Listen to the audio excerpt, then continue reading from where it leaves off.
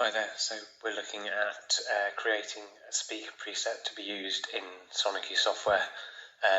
First thing you have to do is download the program IrisNet from the EV website. Once you've downloaded it, open it up, and this is the workspace that you'll see. In the left hand side you'll see all the devices that you can use. For this process, just pick up and drag on a TGX20. It'll ask you how many, just click one. There's the amplifier, double click on the unit, it'll open up its sort of front panel of the amplifier. Down at the bottom here you'll see just in from the left hand side a config button, it's like a play button. If you click that, that'll open up the DSP window, which, as you can see, this is a 4-channel amplifier, A, B, C, D, workflow for the DSP for each channel. The area that you need to focus on is this area right here. This is the speaker processing. This is where you can add PEQ, a crossover, an FIR if you have one, or and a limiter. So to access these individual parts, you can just click on the actual icon and it'll open up the PEQ. To activate them, obviously you see here at the bottom it says bypass. If you turn these on, if you turn them all on, then you can adjust what you need to adjust as and where you need it. As per the speaker requirements, you can either click next on here or you can go back to the flow diagram. So the next one in line is the crossover. So there you go, there's the crossover, high pass. I know, just for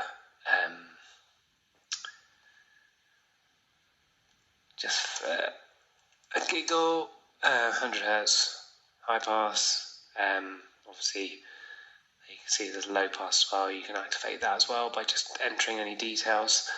FIR, if you have one, you can load one, but it's normally just obviously for our products.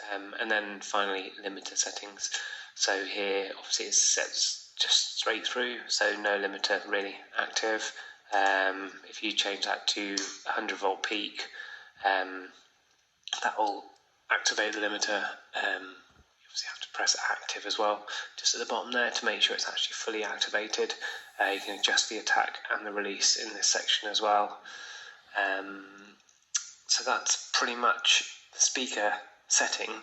So as you can see in the workflow on channel A, there's nothing in the user controller or array control because we're not interested in that, but the speaker processing, PEQ, crossover and limiter, and you can see there's active responses in there compared to the other channels. So now what you want to do is you name that for your speaker test one,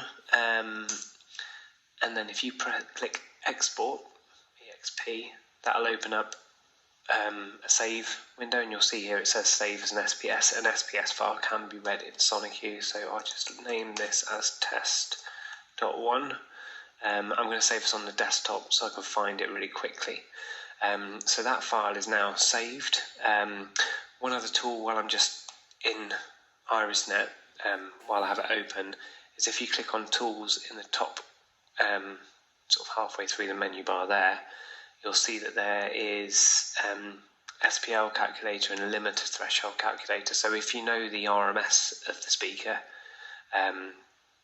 the very easiest way to do it is to type in the wattage. You know what the impedance is. The amp type, all our amps run on 32 dB as standard on the gain structure, and it will tell you what you should set the voltage peak to. So quick calculator that might come in handy for you. So from there I've saved my file. If I now go to Sonicue, this is what Sonicue looks like as a blank canvas. If I go to amplifier, I'm just going to click on L and C, drag on anything, L1300, and then I'm going to go back to speakers, and then for this purpose we've got to choose generic. Bug there. But if you click on, obviously you've got multiple choices here for generic speakers, biamp, dual, subwoofer, quad amp, triamp, anything you want. For this I'll just drag on a passive because that's what I've sort of looked at. And then when you go to connect and settings here, if you click on the speaker itself, it'll open up a side tab with an upload button. If you click that, it'll go to do you want to put a file in there, basically. So I say that as test 1, that is the one, isn't it? Yep, 11th and 7th tonight.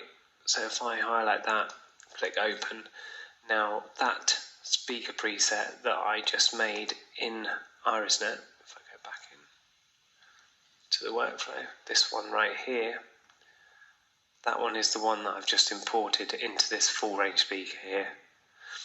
From there, once it's in, you just connect the amplifier channel to the amp, to the speaker, and then obviously when you go online and write to the amplifier, that preset will be saved on that channel. I hope that's helpful, and if you need anything else, just please contact myself or Richard. Thank you very much.